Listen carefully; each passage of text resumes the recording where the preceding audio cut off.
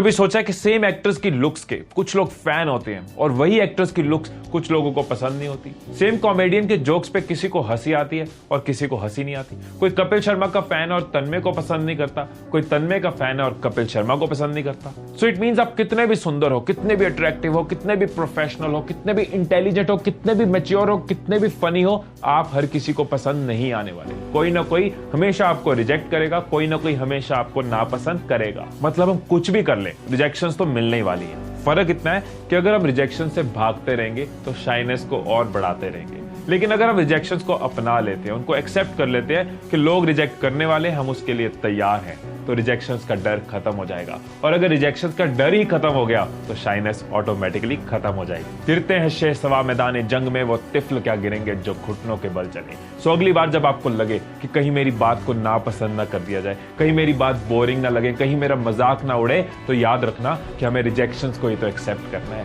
Rejections को embrace करना है, रिजेक्शंस को अपनाना है। तो क्या हो गया अगर लोगों को मैं पसंद नहीं आया? 7 बिलियन लोग हैं इस दुनिया में, 1-2 लोगों की रिजेक्शंस की वजह से मैं खुद को क्यों कम समझूं? मूवी फ्लॉप हो सकती है, फिर भी एक्टर्स मूवी बनाते हैं। पॉलिटिशियन चुनाव हार सकता है, फिर भी चुनाव लड़ता है। क्रिकेटर आउट हो सकता है, फिर भी लाखों लोगों के सामने पिच पे खेलने जाता है। इन लोगों ने रिजेक्शंस को अपनाया है, इसीलिए अपना नाम बनाया है। आप भी रिजेक्शंस को अपना लो और कॉन्फिडेंस की तरफ कदम बढ़ा लो।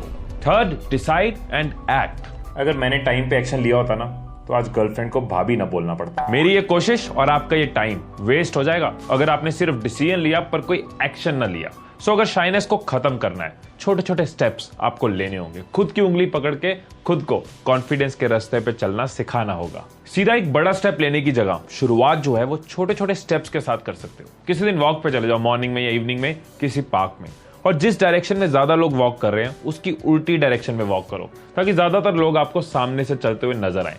फिर लोगों के साथ आई कांटेक्ट बनाने की कोशिश करो। कुछ आपको देखेंगे, कुछ नहीं देखेंगे। फिर आई कांटेक्ट के साथ स्माइल दी जा सकती है। मैक्सिमम लोग आपकी स्माइल का जवाब स्माइल के साथ देंगे। कुछ हो सकता है वो ना दे, आपको रिजेक्ट कर दे, और उस रिजेक्शन के लिए हम तैयार हैं। ये छोटा सा स्टेप आपकी झिझक की दीवार के कुछ ईंटें तो तोड़ ही देगा।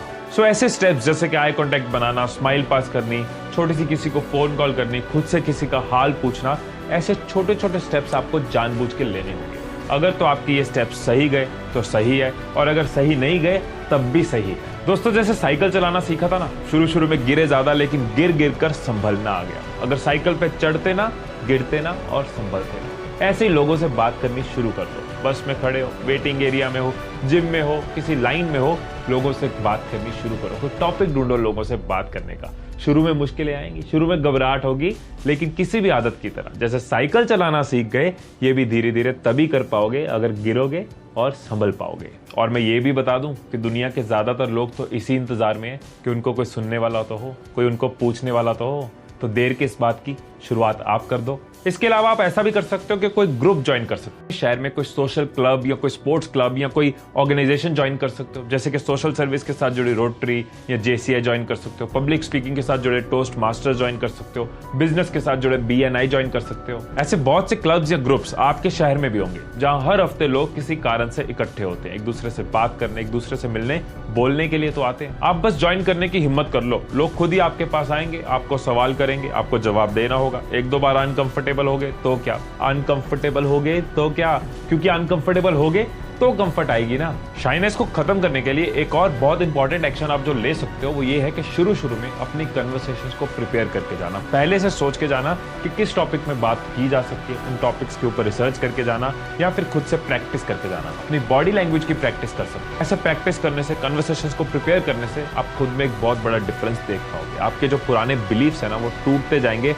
और कॉन्फिडेंस से भरे नए बिलीफ आपके अंदर आते जाएंगे। फिर आपके रिलेशन में, आपकी पर्सनैलिटी में, आपकी सेल्फ रिस्पेक्ट में, आपके कॉन्फिडेंस में एक बहुत बड़ा डिफरेंस आएगा। सो फ्रेंड्स, अब तक आपको ये पता चल गया कि शाइनेस के साथ कुछ पैदा नहीं हुआ। ये एक सोच है जो जाने अनजाने में हमारे अंदर डाल दी गई है, जिसको हम जी रहे हैं। हमने ये भी समझा कि हमें रिजेक्शन से भागना नहीं है, उनको अपनाना है। जितना रिजेक्शंस के साथ हम इजी होते जाएंगे, उतना हिम्मत कर पाएंगे और अपने कॉन्फिडेंस को ग्रो कर पाएंगे। और ये भी याद रहे कि सिर्फ सोचने से कुछ नहीं होगा। डिसाइड करो कि आज से आप क्या करने वाले हो अपनी शाइनेस को खत्म करने के लिए, कौन से एक्शंस आप लेने वाले हो, कैसे खुद को एक इम्पैक्टफुल और कॉन्फिडेंट इंसान बनाने वाले हो। हमारा आज हमारे कल की वजह से है और हमारा कल हमारे आज की वजह से होगा। और अपनी शाइनेस को खत्म करने के लिए पहला स्टेप, पहला एक्शन आप आज लोगे, अभी लोगे।